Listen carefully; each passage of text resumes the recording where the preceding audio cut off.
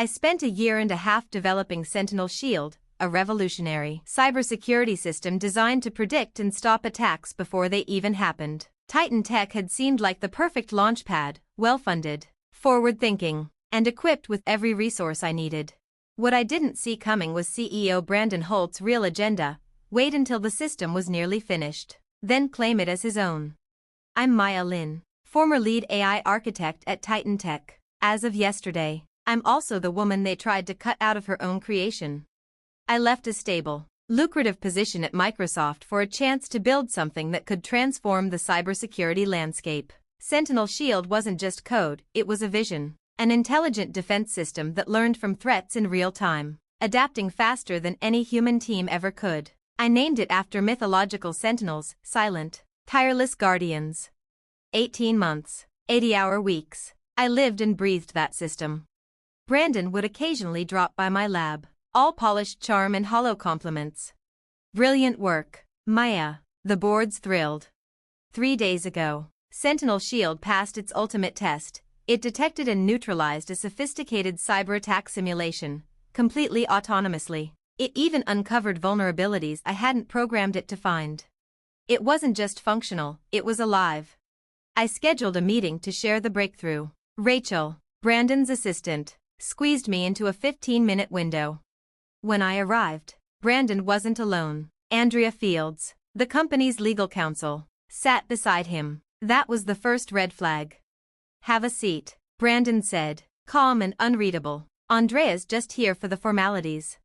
He slid a document across the table.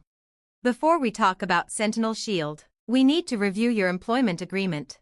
Andrea's voice was cold, clinical. Per Section 14(3), all intellectual property created using company resources is the sole property of Titan Tech. I kept my expression still. I'd been expecting this. "I conceived Sentinel Shield before I joined," I said. "I have proof." "An idea's not a product," she replied flatly. "You built the system here, on our time, with our tools." Brandon leaned in, the smile fading. "Let's not make this ugly, Maya. Sentinel Shield is ours. The board considers your compensation more than fair." "Compensation?" "A $300,000 success bonus, paid in full upon launch. That's generous, given the circumstances." $300,000 for a system that could generate billions, for 18 months of blood, sweat, and code. Brandon pressed on, oblivious. "Tomorrow, we pitch Sentinel Shield to major investors. $75 million in new funding. After that, the official launch." I stared at him, stunned but not surprised. "You're firing me." Andrea gave a mechanical nod. "Effective immediately. Of course, with your bonus." Brandon smiled thinly. "Your work here is done." He thought he'd won. What he didn't know was that I'd seen this coming.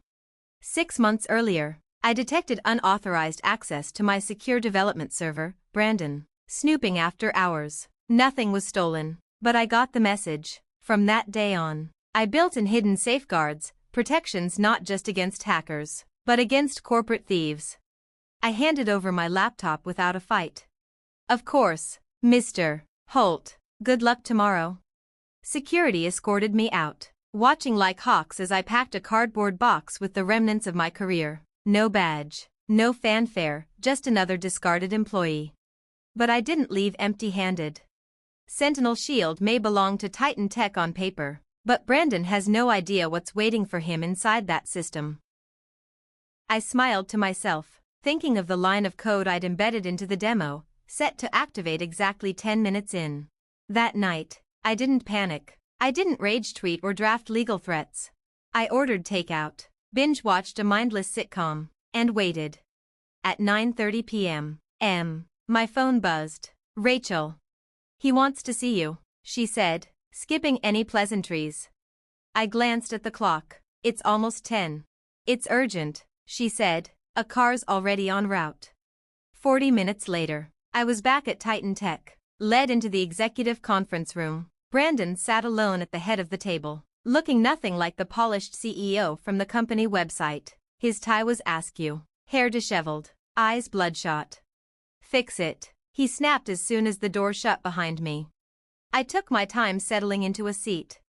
Fix what, exactly?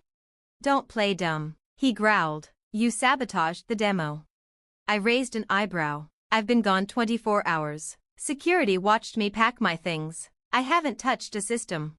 He slammed his palm on the table. The prototype crashed. It started flagging imaginary threats, flooding the dashboard with thousands of false positives. It's completely unusable. I tilted my head, expression calm. Have you tried turning it off and on again? His face reddened. 12 investors arrive tomorrow. 75 million on the line. This isn't a joke. Sounds like your problem, I said evenly. You claimed it. Remember? Your system now. He inhaled deeply, composing himself. When he spoke again, the tone was smooth, almost friendly. A sales pitch. Perhaps we were premature yesterday. I'm open to renegotiating. Co-creator credit, enhanced compensation, maybe even some equity. I leaned back. What exactly happened during the test run? He hesitated, calculating. The system turned on itself, started flagging internal components as threats. Then it began auto-generating incident reports, detailed ones. It called them internal ethical breaches, hundreds of them. I smiled, couldn't help it. Sentinel Shield identifies threats. Brandon, all threats. His voice dropped, brittle with accusation. What did you do? I didn't sabotage anything. Sentinel Shield is functioning as intended. It learns. It adapts. During development, I trained it on real-world case studies, including insider threats. Realization dawned. His face drained. You taught it to spy on us. I taught it to recognize patterns. Abuse. Unauthorized access. Sentinel Shield doesn't care about job titles. It just sees risk. His expression shifted, anger fading into dread. You can't prove anything. I folded my hands calmly. I don't have to. Sentinel Shield's been logging everything for months. Every unauthorized login. Every file Brandon Holt copied at 2 a.m. Every deleted changelog. It documented it all. Timestamps, access trails, even keystrokes. Silence settled like a storm cloud. Then, quietly, what do you want? I met his gaze. Steady. Full recognition as creator and lead architect. 50% ownership of all related patents and IP. A permanent board seat to oversee ethical implementation. And $10 million for the attempted theft. His jaw tightened. That's extortion. I smiled. No, Brandon, that's leverage. Extortion would be me forwarding those reports to your investors and the SEC. He glared, then slumped slightly, the fight draining from his posture. After a long pause, can you fix it before the demo? Sentinel Shield isn't broken, I said. It's flagging unauthorized commands because its creator was stripped from the authentication chain. Reinstate me, and it'll stand down. I reached into my pocket, pulled out a small flash drive, and set it gently on the table between us. This contains an authentication patch. It'll stabilize the system in time for tomorrow's demo. I said, call it a good faith gesture. The contracts can follow. Brandon stared at the drive, then at me. And if I refuse? Then Sentinel Shield stays exactly as it is, locked, confused, and flagging your entire operation as a threat. Your demo collapses, and those internal ethical breach reports find new homes, with investors, regulators, maybe even the press. He looked like he wanted to argue, but he didn't. Instead, with a resigned breath, he picked up the drive. You planned this.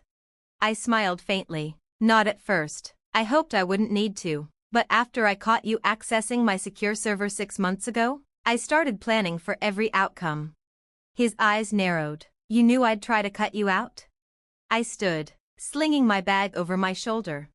I didn't know, I said, but Sentinel Shield is designed to recognize threats before they emerge. I guess some of that rubbed off on me. The next morning, I walked back into Titan Tech, this time as its newly appointed co-founder and chief technology officer. Brandon introduced me to the investors with a tight smile. The demo went flawlessly. Sentinel Shield intercepted every simulated threat with smooth, adaptive precision. One investor turned to Brandon, visibly impressed. Incredible system. What inspired its design? Brandon hesitated, just for a moment. Then, With careful reluctance, it was Maya's concept, her vision. Titan Tech provided the support, but she built the foundation. I stepped forward, fielding questions, explaining the system's adaptive AI and integrity protocols. My phone buzzed mid-conversation with a quiet notification. Sentinel Shield authentication restored. System integrity secured. Threat neutralized. Creator protections active. The AI had learned. It had defended itself, just as designed. 3 months later, Sentinel Shield prevented a large-scale breach at a global banking firm, a cyber attack that could have cost over $300 million. The headlines credited Titan Tech, but the industry knew whose name was behind the breakthrough. Brandon and I kept things professional. He stayed in his lane, business, funding, optics. I stayed in mine, architecture, ethics, innovation. We weren't friends. We never would be. But we had reached a balance built on leverage, not trust. And that was enough. Sometimes I wondered if I should have gone to court, fought it out in the open. But I didn't need a courtroom win, I needed control. And I got it. Because I didn't just build a system that could stop cyber attacks. I built one that could defend itself and its creator against the people trying to exploit it. That lesson became the cornerstone of everything that followed. Today, every Sentinel Shield deployment includes ethical safeguards, transparency protocols, and immutable audit trails. It doesn't just protect networks, it protects against misuse from within and without. Last week, at the company's $4.2 billion IPO celebration, a young developer approached me. "What's the secret?" she asked, "to building something like Sentinel Shield?" I smiled. "It's not just about the code," I said. "It's about recognizing where the real threats come from. The hardest part wasn't building the tech, it was making sure no one could twist it into something it was never meant to be." She nodded, quietly absorbing the words. As I turned away, another notification blinked across my phone. System integrity secured. Creator protections active. No active threats detected. Just as it was meant to be. Now I want to hear from you. After everything, being betrayed, underestimated, nearly erased, I came out the other side stronger, smarter, and still in control. But it didn't happen by accident. It happened because I stood up for what was mine. What would you have done in my place? Would you have fought back legally, walked away and started fresh, or done exactly what I did, turn the tables and take back control? Drop a comment below. Share your thoughts, your advice, your own stories about betrayal, boundaries, or reclaiming what's yours. Because here's what I've learned. You have to protect what you build. Whether it's your work, your ideas, or your self-respect, you are your own first line of defense. Never assume people will act in good faith just because you do. Prepare for the worst. Position yourself for the best. And always keep your system and your values secure.